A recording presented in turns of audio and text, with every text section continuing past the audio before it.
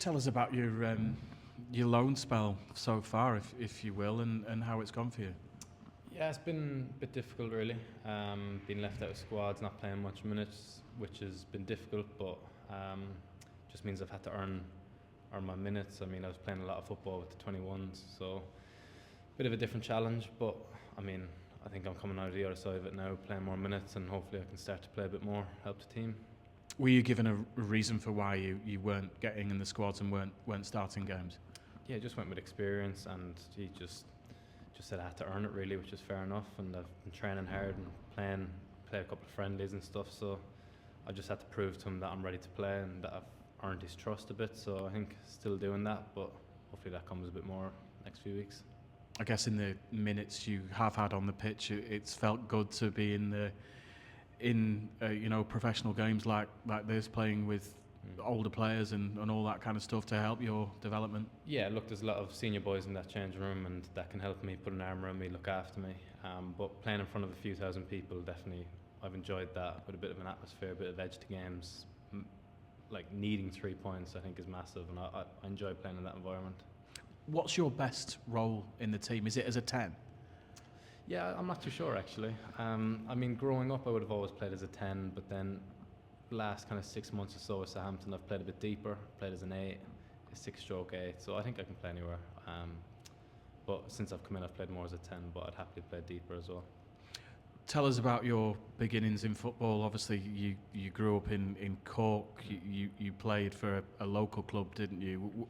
Where did that all start for you, and what was it like? So I just playing for Fermoy since I was, I don't know, 4 or 5 years of age. That's all I remember really. And then moved to Cork City when I think I was 13 when I moved there, and I was there until I joined Southampton. Played a season in the first team, and yeah, so was always at home, living at home. Your dad was a player as well, wasn't he, in the Irish League? Yeah, he played a bit in the Irish League, played over here as well. He wasn't bad, yeah. He was a small number 9, so a bit different to me. Does that help, having a family member who plays professionally? What is it like? Because not every professional footballer gets into it just because of their dad. But what is it like? Yeah, I think it does help having a parent who understands what it's like, and when there's difficult moments for me, he knows what to say, So I think any times I've had like really difficult moments or even good moments, it was really good to have him, because I've got some good people in my life. But in terms of actually understanding football, I think it was unbelievable having him. Wouldn't have been here without him, definitely. I guess Cork was really good for you. There's been a lot of focus on how the Irish teams, the Welsh teams even, Northern Irish, Southern Irish, have really developed. The European competitions this season have got those teams in it. Has that area of football developed in Ireland? I think so, yeah. I think if you look at the league over the last few years, it's definitely getting better, and the young players that are kind of moving abroad, playing in foreign leagues, are doing really well. So I think the next few years are actually quite exciting for, I suppose, the Irish national team. There's a lot of good footballers coming through, and hopefully the league back home keeps growing, because it's definitely, I've watched a few games already this season, it's definitely getting better, so hopefully that continues to grow.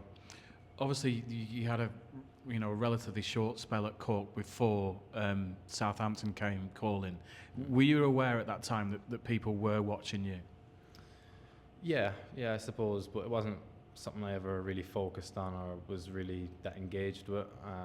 As I said a while ago, I've got good people in my life, my agent, my dad. I let them kind of just deal with that, have those conversations. But there was a lot of talk about it online, but I just tuned out of it really, didn't really engage with that.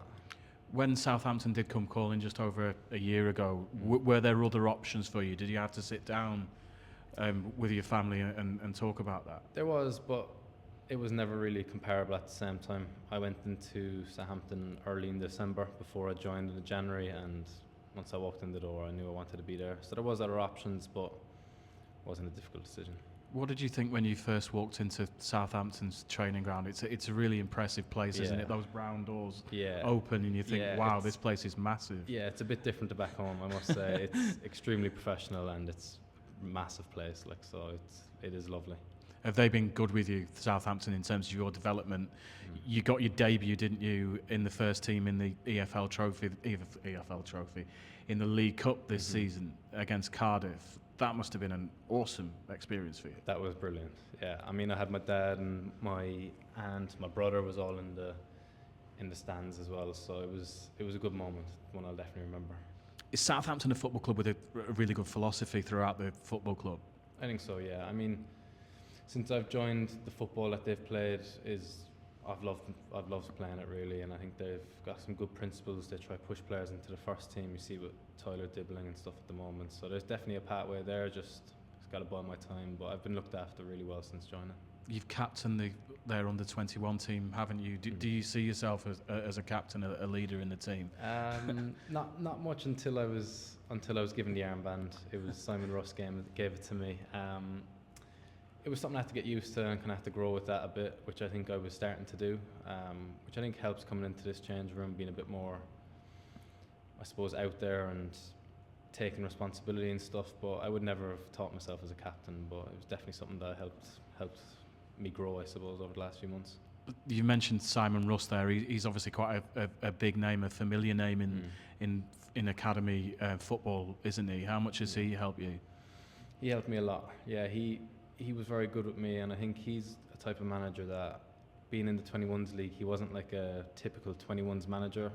Well, the people I've dealt with anyways, and like you could tell he spent a lot of time in the first team the way he was. He's very, I wouldn't say old school, but you can tell that he's trying to get us ready for first team, and I think that's definitely helped me now.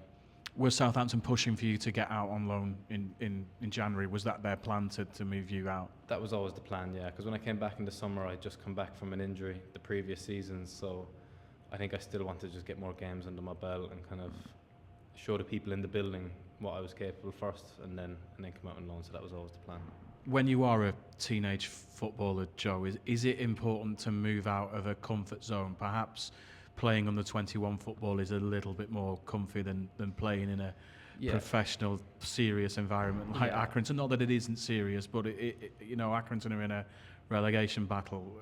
For character building in your development, it's huge, isn't it, to move to a club like Accrington? I think so, yeah. I think now the 21s league has had its benefits for me. I think, like this season, I've played probably nearly 25 games before January, and that's the first time I've nearly done that in a season. Do you know what I mean? So I think playing loads of games every week, Tuesday, Friday, has really helped me.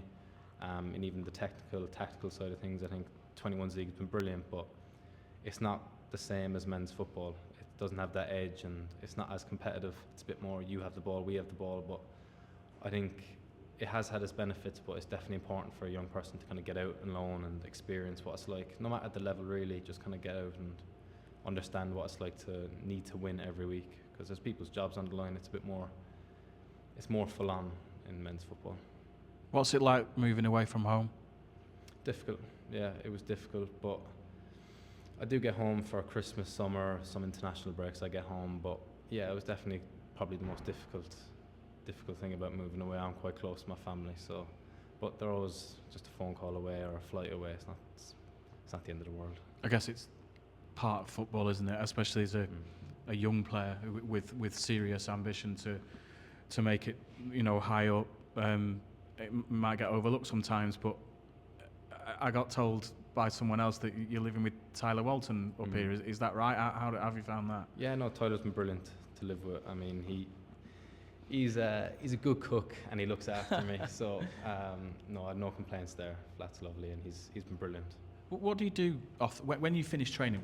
What was your day looking like? Is it just a normal sort of teenage life? Yeah, I mean, take a nap, I play a bit of COD on the PlayStation, go on a walk, driving range, stuff like that. It's fairly simple, really. Yeah, I guess people do wonder what footballers do. Well, you've got to look after yourself as well, haven't you? Eating and sleeping is really important for you. Exactly, yeah. The sleeping and eating, the recovery stuff. You got to really look after yourself. So yeah, it's just feet up, really, playing on the PlayStation like a lot of people. When it works.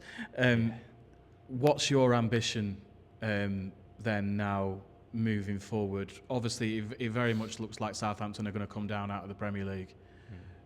Do you see your future there?